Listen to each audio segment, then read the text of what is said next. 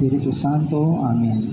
Ama naming Diyos na makapangyarihan sa lahat, Yahweh, salamat sa pagkakataon na patuloy niyong ipinagkakaloob sa bawat isa sa amin na ikaw po ay aming sama-samang mapapurihan sa dakong lugar na ito. Salamat dahil sa ganitong lansangan na ipapahayag namin at naipagsisigawan ang iyong kabutihan sa aming mga buhay. Salamat din po sa magandang panahon ipinagkaloob mo sa amin. Naway maging matiwasay ang pakikinig namin ng iyong mga salita. Pagpalain niyo po ang mensaheng aming pagsasaluhan sa gabi nito. Naway maghatid sa amin ng kaliwanagan. Ano man po ang aming mga suliranin, mga mabigat na sitwasyong pinagdaraanan.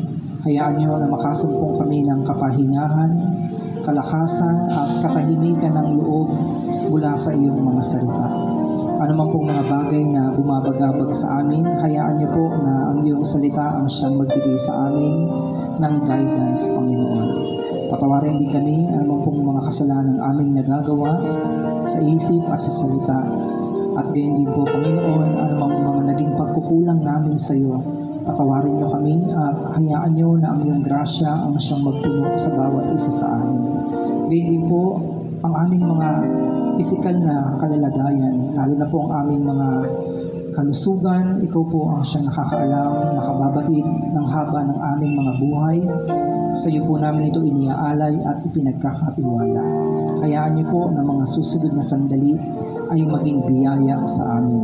Sa iyo ang lahat ng kapurihan at pasasalamat sa pangalan ni Jesus, sa ngalan ng Ama, ng Anak at ng Espiritu Santo. Amen. Purihin ang Panginoon.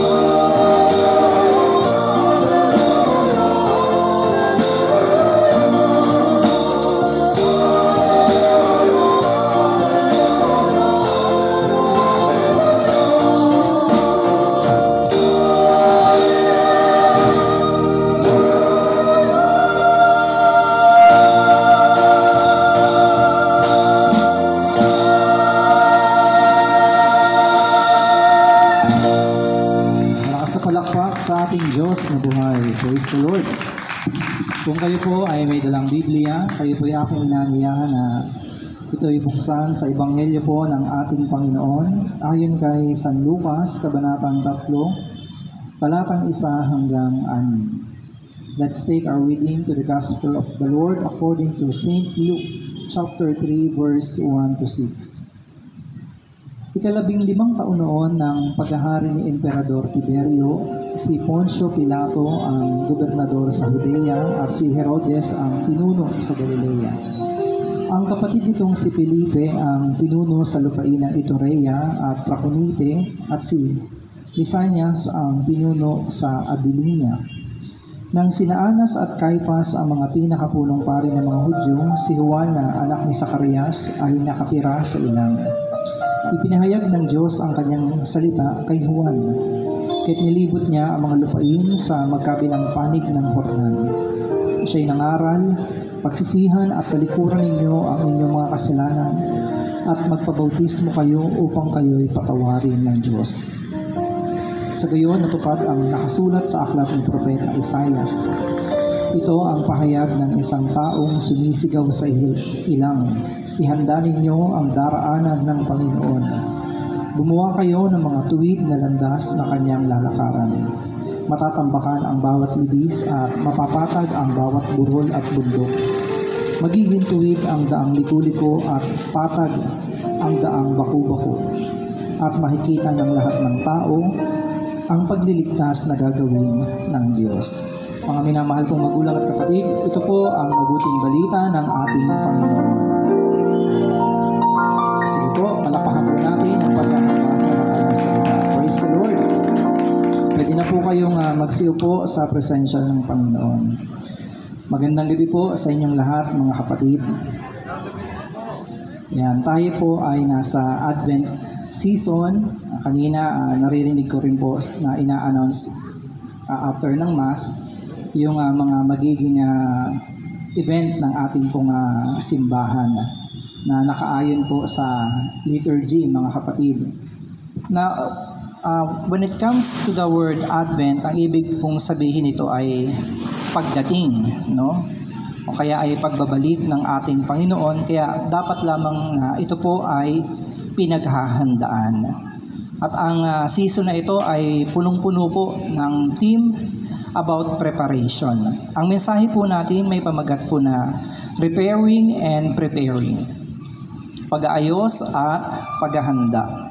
So ito po yung isa sa mga mensahe po na ipinagsisigawan ni Juan Bautista. Ang kanya pong mission ay ipaghanda ng isang bayan ang ating Panginoon. Isang bayang nakahanda sa kanyang pagdating. So, ang isa sa kanyang mga isinisigaw is to prepare the way for the Lord. So, in ancient times, mga kapatid, when a king is going to visit a city, nagpapadala muna siya ng herald or ng isang tao na mag-aanunsyo ng kanya pong pagdating. Hindi po siya basta-basta pupunta sa isang lugar na walang pasabi or wala pong abiso sa mga tao doon. So, ang herald na ito o tagapagpauna ay i-anunsyo niya na dapat ihanda ng mga tao hindi lang po yung kanilang bayan kundi pati na rin po yung kanilang mga sarili. So, kailangan nilang mag-ayos, kailangan nilang magbihis, mga kapatid, sapagkat hindi naman maganda na darating ang hari tapos ang iyong postura ay para bang hindi mo siya pinaghandaan. Amen? Hindi naman ordinaryong tao lang yung darating kundi isang hari na makapangyarihan. So, ang sasabihin po ng herald na ito is to clean up the city. Walisan ang mga daanang marumi, alisin yung mga basura na nakakalat at kung merong mga tulisan, mga kriminal, ay kailangan po na ma-secure yung pagdating po ng hari. At yung mga daanan ay kailangan din pong i-fix, mga kapatid ko kay Kristo. Isa po kasing nakakahiyang pangyayari kapag ang isang hari ay dumating sa isang lugar at naabutan niya na yung mga tao ay hindi po nakaprepara.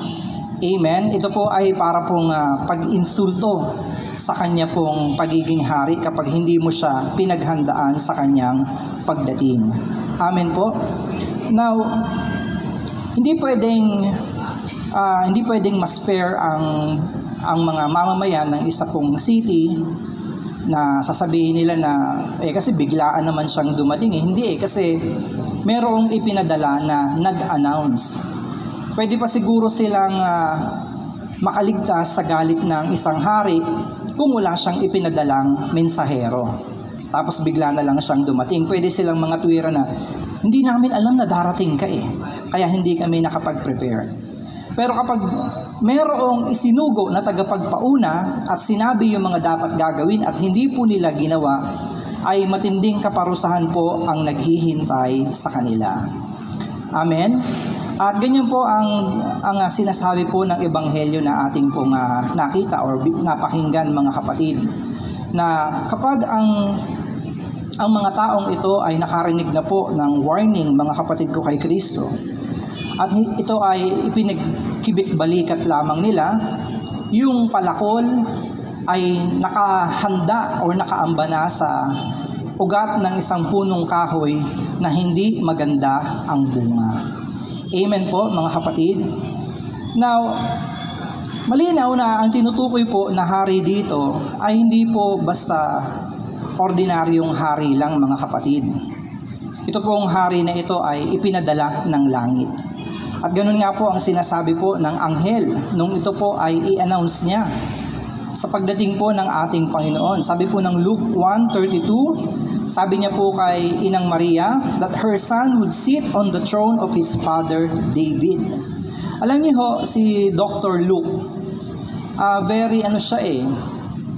very detailed siya maglagay ng mga bagay, o very accurate siya maglagay ng mga verses or tala na nagpapatunay na ang Panginoon po ay magmumula talaga sa lahi ng mga hari.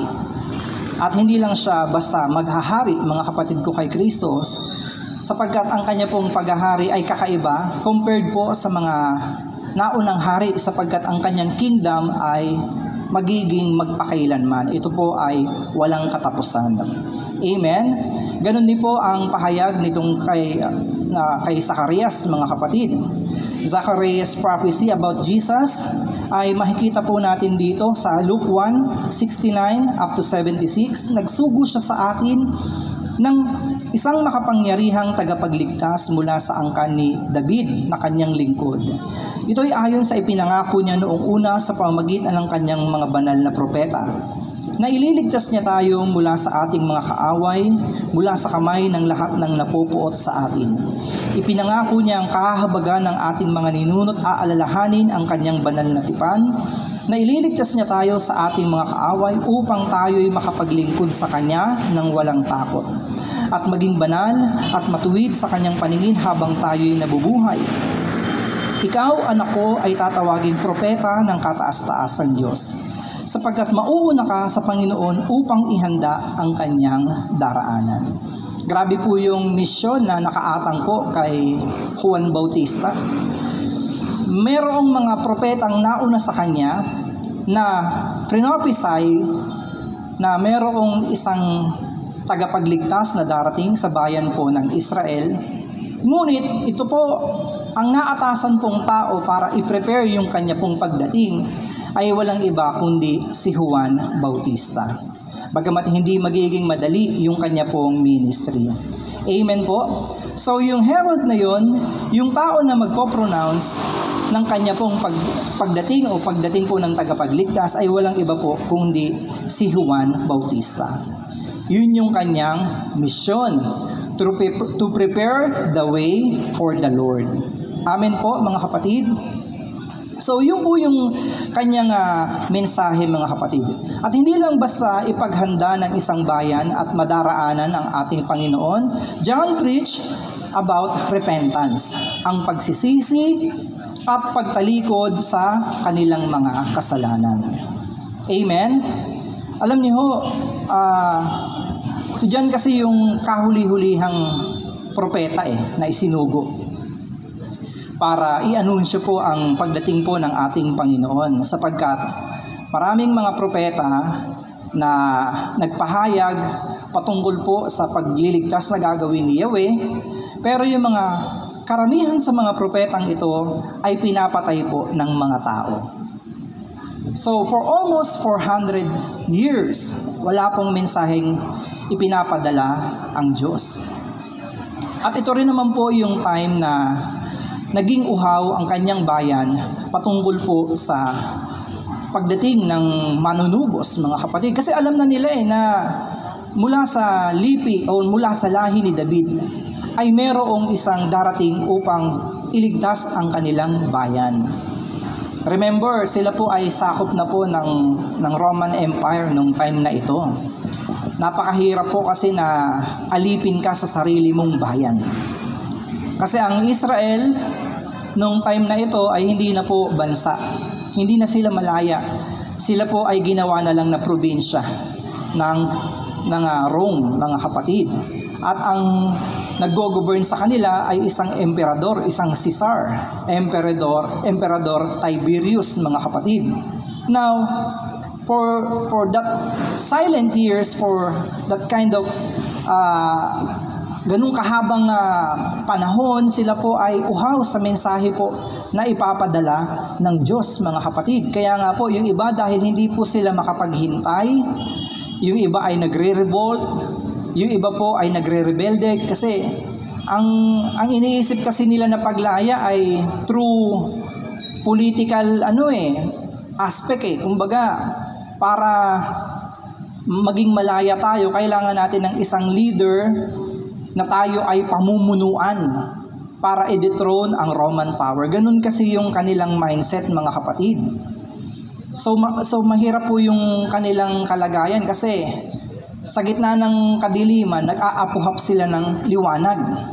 Kasalanan din kasi nila Sa dami ng propetang ipinadala sa kanila ng Diyos, wala silang ibang ginawa kundi ito ay patayin at i-reject. At ganun din naman po ang gagawin nila sa ating Panginoon. Hindi rin nila paniniwalaan at ipapapatay din po nila.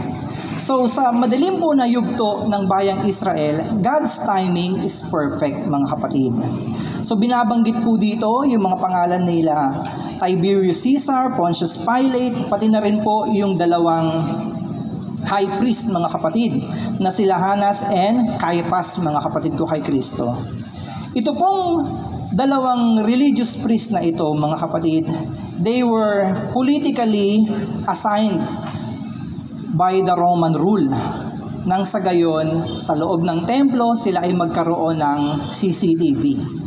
Kumbaga, kapag merong mga threat, merong mga pagtatangka ng pag-aalsa, pagre-rebellion against Roman rule, sila agad yung titimbre.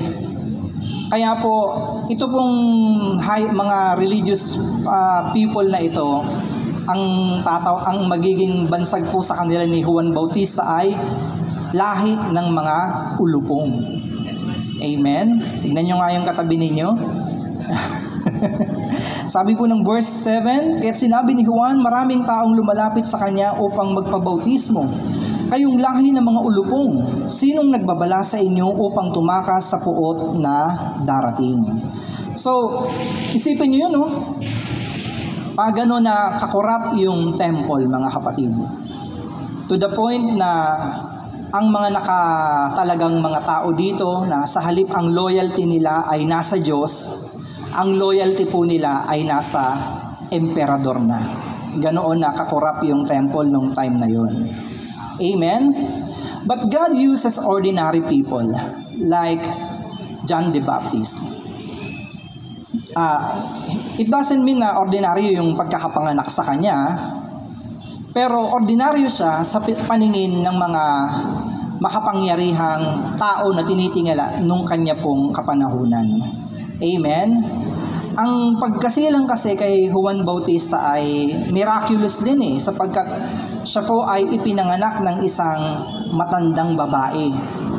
Hindi lang basta matanda, baog pa. Si Elizabeth, mga kapatid.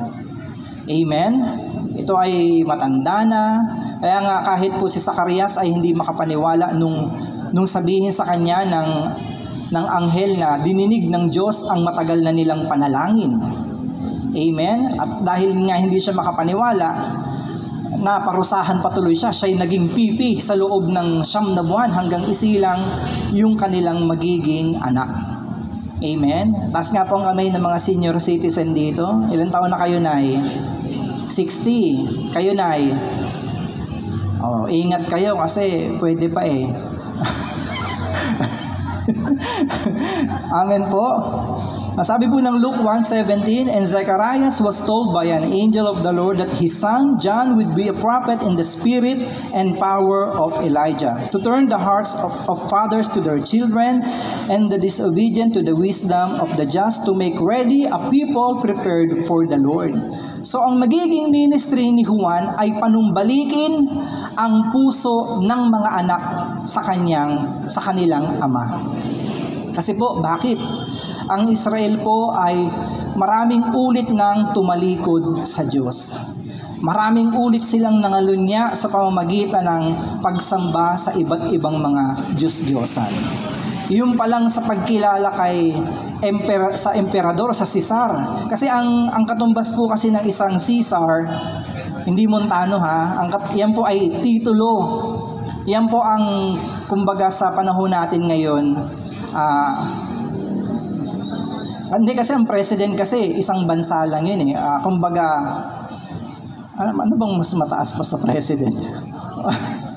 Basta parang yung kagaya sa United Kingdom na sakop niya yung ibang, kunyari, yung England, yung Finland, basta lahat ng land. Tapos merong isang ruler na pinaka mataas sa lahat. Parang ganun po. Kaya ang turing po sa emperador ay isa na ring Diyos. Kaya ang mission po nitong si Juan Bautista ay ipakilala, ipanumbalik ang puso ng mga tao sa tunay na Diyos. Amen, mga kapatid. Isipin nyo, maraming mga sikat na tao, famous, mga popular na tao noon na ina-admire nila, pero ang task na ito ay ibinigay kay Juan Bautista. Sino ba naman siya na nakadamit ng pangkamelyo na balat, napakahaba ng buhok, kumakain ng hindi maintindihang diet, kumakain ng locust. Amen. At ang kanya pong pamumuhay ay iba sa kanya pong mga kaedaran, mga kapatid. At kung makapagsalita ay gano'n na lang ka-aggressive. Kahit po yung Herod nung kanilang panahon ay kanya pong pinagsasabihan dahil po sa pangalunya na ginagawa nitong si Herodias, pati na po si Herodes. Dahil po si Herodias po ay asawa ng kanyang kapatid. Ano bang tawag sa Tagalog? Asawa ng kapatid mo? Ano ba yun? Hipag. Araw-araw siyang nanunungayaw. Itong si Juan Bautista na ipinagkakalat niyo pa. Diba? Proud pa kayo na ipangalandakan ang inyong relasyon. Kaya po itong si Herodias ay gigil na gigil kay Juan Bautista. Ganon katalim ang kanya pong pananalita. Sapagkat wala siyang ikinakatakot kundi yung Diyos na nagsugo sa kanya. Amen?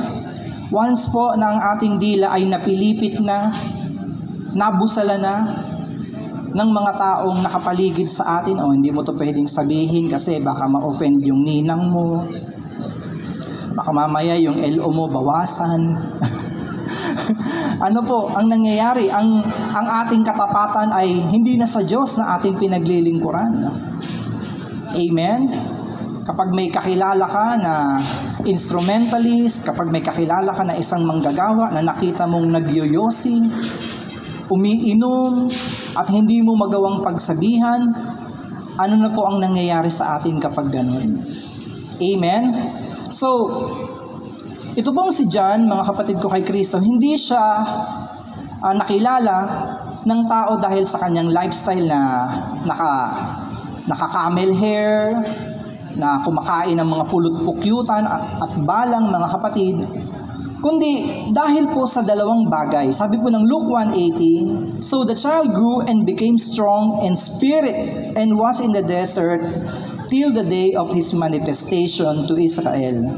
So ang batang si Juan ay lumaki na malakas at taglay po ang espiritu na kagaya ng kay Elijah.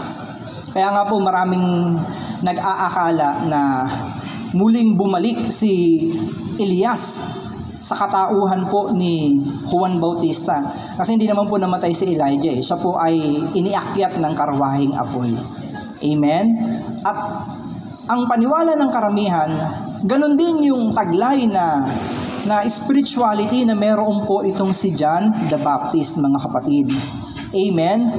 To the point na yung kanya pong pananalita, kahit ano pang gaano pa kataas ang political status, kahit high priest ka pa, sasabihan kitang brood of vipers, kasi yun naman talaga ang inyong ginagawa. Pinahihirapan nila yung mga tao na kanila pong nasasakupan. Isipin nyo, yung mga tao maghahandog na lang dapat ng hayop para matakpan yung kanilang kasalanan sa loob ng isang taon. Pahihirapan pa nila yun. Magdadala sila ng matabang tupa, halimbawa. Syempre, every feast of the year, dadalhin nila sa Jerusalem. Hindi naman lahat taga malapit sa Jerusalem. Yung iba, galing pa ng ibang lugar, galing pa ng ibang probinsya. Ibabiyahin nila yung kanilang mga hayop na i-offer. Syempre, wala namang lalamove nun eh. Walang truck. Maglalakad. Kaya yung hayop na mataba, pagdating sa templo na kakatayin na siya, gagawing yung kanyang dugoy ipangwiwisik doon sa altar, umalis siyang mataba, pagdating niya, payat na siya. Sa mga batong kanyang dinaanan, imposibleng hindi siya masugatan. Kaya ang gagawin po ng mga tagapagsuri, pipintasan nila yung hayop. Hindi nila tatanggapin. Hindi ito pwede, payat eh. Kaya mapipilit, para hindi masayang yung kanilang biyahe, yung kanilang paglalakad na napakalayo, mapipilitan silang bumili ng mga tinitindang hayop doon sa labas ng templo kasi meron silang kabiyak na porsyento. Ganoon na po naging kakurap, kaya matalim ang pananalita nitong si Juan Bautista against religious people, mga kapatid. Amen? Now, paano po naging malakas sa espiritu ito pong si Juan Bautista? Nakababad po siya sa salita ng Diyos. Ang sabi po doon sa verse na ating binasa, sabi po sa verse 3, ang sabi po dito, si Juan, anak ni Zacarias, ay nakatira sa ilang, ipinahayag ng Diyos ang kanyang salita kay Juan. Dumating yung manifestation, yung word of the Lord, habang hinihintay niya dito po sa ilang, mga kapatid. So babad po siya sa pagme-meditate, sa paghihintay, sa pagbubulay-bulay, pagdating po sa salita ng Diyos. Amen? Kasi po para malaman mo yung mga kagustuhan at mga ipinagbabawal ng Diyos, dapat alam mo yung kanyang salita. Nakababad ka dito, kagaya po ng sinasabi sa Ephesians chapter 6 na ito ay mabisang sandata, magkabila ang talim. Amen po. And another thing, he lived in the desert, mga kapatid ko kay Kristo. Nagpapakita po na ang kanya pong pamumuhay ay hiwalay sa pamumuhay ng kamunduhan. Amen, mga kapatid. Pero hindi naman sinasabi na kailangan mong i-isolate ang iyong sarili sa karamihan ng tao, magaya ng ginagawa halimbawa ng mga monk. Yung mga umaakyat sa bundok, doon na sila tumitira kasi humihiwalay sila sa city, humihiwalay sila sa karamihan. Pero pwede po natin i-separate yung ating sarili by not participating in worldly things and habits. Amen po, mga kapatid. Kasi once na nag-decide ka na tanggapin ang kingdom of God sa iyong buhay, dapat ang nasusunod na sa iyong buhay ay ang kagustuhan ng Diyos. Kasi siya lang iyong hari, hindi na ang iyong sarili. 'Di ba? Minsan sinasabi natin sa sarili natin, o kaya pag nagyayabang tayo, buhay ko to eh. Ako dapat ang nasusunod. Ito yung gusto ko. No. Kapag pinili mo nang maglingkod sa Diyos, wala ka nang ibang dapat gawin, kundi sundin kung ano ang kalooban ng Diyos sa iyong buhay. Kaya ang pangarap mo, hindi na yung matupad ang pangarap mo. Ang pangarap mo na ay matupad ang pangarap ng Diyos para sa iyo. Amen, mga kapatid? Ako dati ang pangarap ko, makaanak ng marami. Kasi sabi ko, mahina tatay ko, isang lalaki lang yung ginawa. Hindi sana marami kaming taga-deliver ng washing niya kasi namumroblema siya lagi sa delivery boy. Nag-iisa lang akong lalaki niya. Hindi naman ako makapag-commit ng full-time sa negosyo namin kasi humahayo ako. Pero dati, hindi pa ako preacher nun ha, hindi pa ako preacher. Parang ang mindset ko nun, ano kaya magiging itsura ng mga anak ko pag iba-iba nanay? Diba? Buti na lang, maaga akong tinawag ni Lord kasi isipin mo kung nangyari yun, parang napakagulo naman nun, parang napakahirap naman ng ganun, di ba? Amen? Buti na lang, hindi nangyari yung ikakalat ko ang lahi ko. Ang nangyari, ang kinakalat ko ngayon ay mabuting balita. Amen? Kaya hindi yung pangarap ko ang siyang natupad. Bang klaseng pangarap din no? Amen? So, we can live a separated life, mga kapatid, na hindi natin kailangang i-isolate yung ating sarili sa karamihan, kundi hindi tayo dapat makisali pa, makilahok sa kamunduhan na kanilang ginagawa. Kasi majority of the people, ang kanilang ginagawa ay mali. Iilan lang yung nakakaalam ng tama. Amen? Kasi minsan kung ano yung tama, kung ano yung mabuti, yun din yung ayaw gawin ng karamihan. O kaya ngayon, halimbawa lang trending si Maris Racal. Diba? Ikaw naman, share ng tungkol sa about cheating, ginawa mo pa siyang halimbawa, screenshot. Pero hindi na dapat kasi alam nyo, iba na tayo ang sinishare na natin yung mas makabuluhang bagay. Puno na nga yung newsfeed mo ng mga ganong skandalo tapos ikaw din, isa ka rin, nakikishare ka rin. Hindi na dapat, hindi na tayo nakikiayon sa trend ng mundong ito. Amen? Ang sinishare na dapat natin ay yung mga bagay na makapag-glorify sa pangalan ng ating Panginoon. Kahit konti lang yung mag-like. Amen po, mga kapatid. So, isa pa pong bagay na dapat nating mapansin dito po sa ministry nitong si John the Baptist ay yung paghahanda, pagsisisi sa ating mga kasalanan sa pagdating po o bilang preparasyon sa pagdating po ng tagapagligtas. Sabi po ng verse 3-6, "The voice of one crying in the wilderness, prepare the way of the Lord, make His paths straight. Every valley shall be filled, and every mountain and hill brought low. The crooked places shall be made straight, and the rough way smooth, and all flesh shall see the salvation of God." So yung sigaw na yan ni John the Baptist ay hinango po sa propesiya nitong si Isaías, mga kapatid, na kung saan yung mga valley, yung mga daang sira-sira, yung mga daang baku-bako ay aayusin, papatagin at gagawing tuwid. Amen? At alam niyo ho, ang paggawa po ng kalsada, kung minsan nag-undergo sila ng mga major excavation, pag may mga bundok na nakaharang, yan po ay titibagin o kaya gagawan po ng uka, nang sa gayon ay mas maging madali yung daraanan. Amen po, mga kapatid. So, ang propesiya pong ito, nitong si Isaías, ay natupad po sa katauhan ni Juan Bautista. Hindi niya po sinasabi na magsisi ka sa iyong kasalanan para ikaw ay maligtas, kasi ang kaligtasan magmumula po sa Panginoon. Kundi, inihahanda niya ang mga tao sa pagdating ng isang manunubos at tagapagligtas. Iayos mo ang iyong sarili. Iayos mo ang iyong buhay. Amen po. Kasi para may mapagsidlan ng magandang balita sa iyong puso, kailangan nakahanda kang ito ay tanggapin. Amen po, mga kapatid ko kay Kristo. yung kanya pong ginagawa ay mensahe po o simbolismo po ng kaligtasan. Ang sa kanya po ay paghahanda, paglilinis. Kaya nga po yung baptism ay isa pong magandang simbolo ng pagpapahugas, paglilinis po sa ating pong katauhan.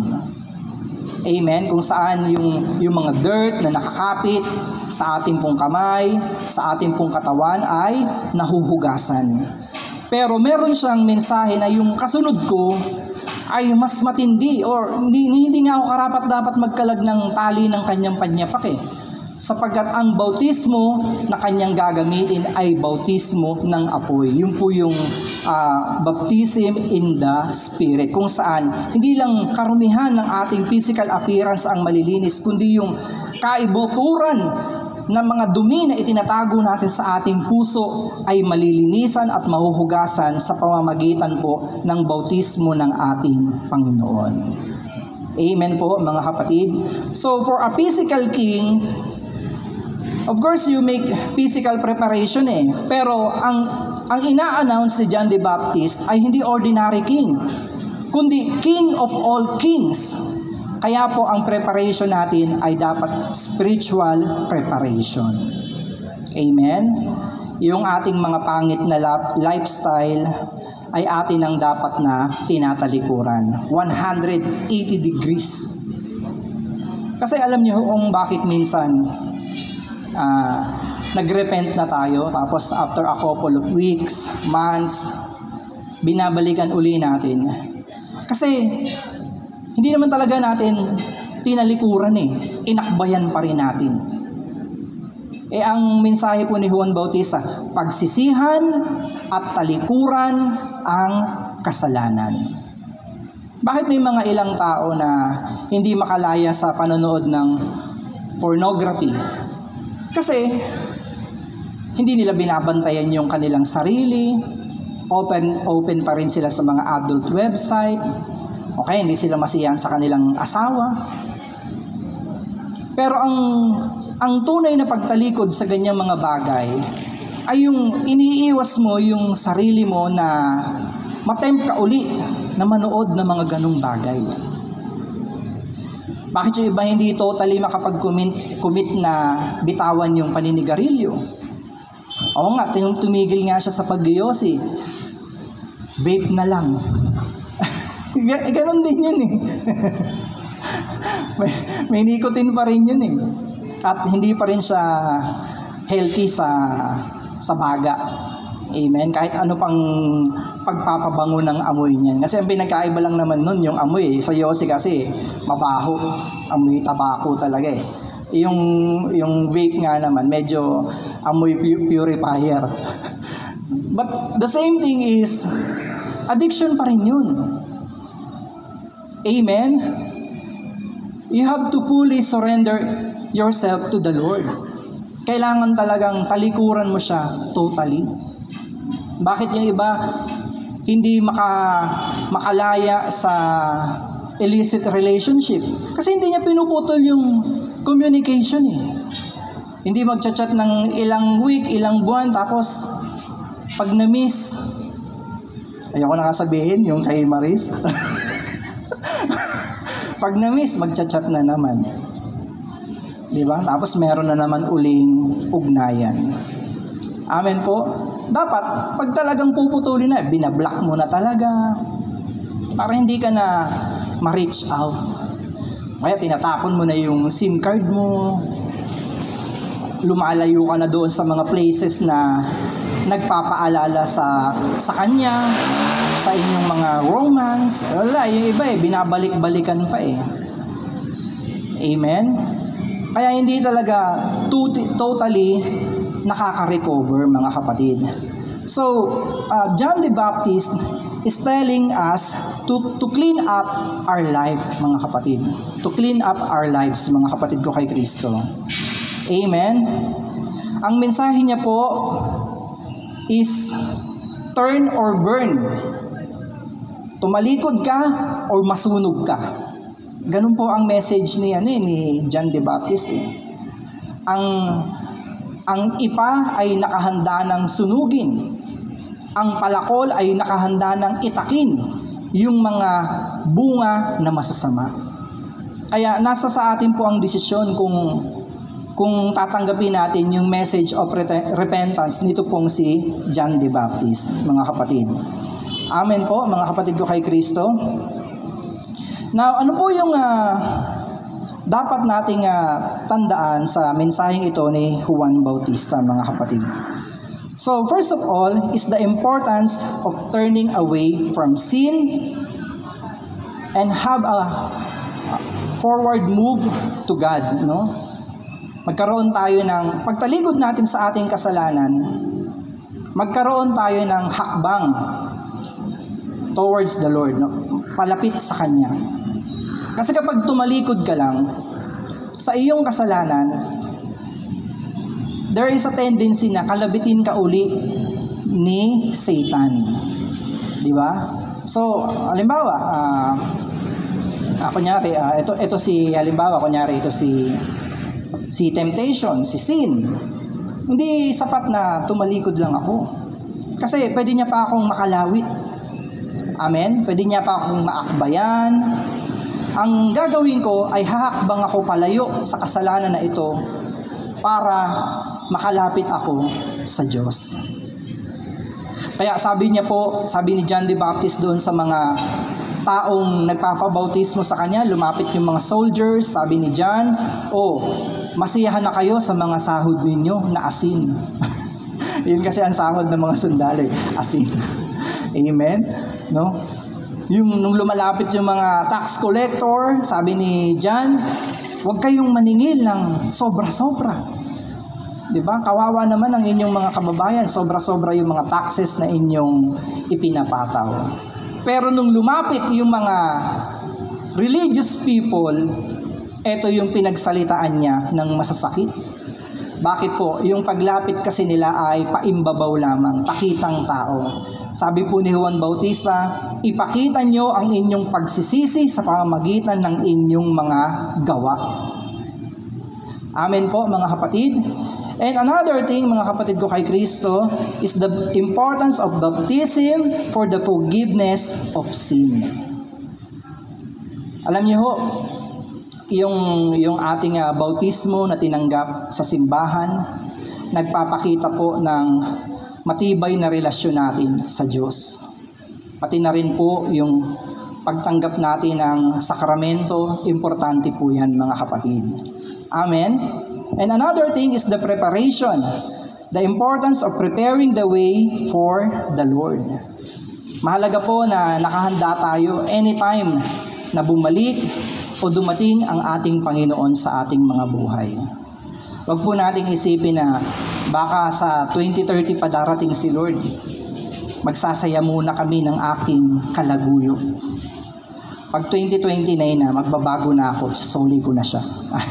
hindi natin alam eh. Sabi nga ng Lord anghel nga di alam eh. Kahit ang anak ng tao di alam. Tangi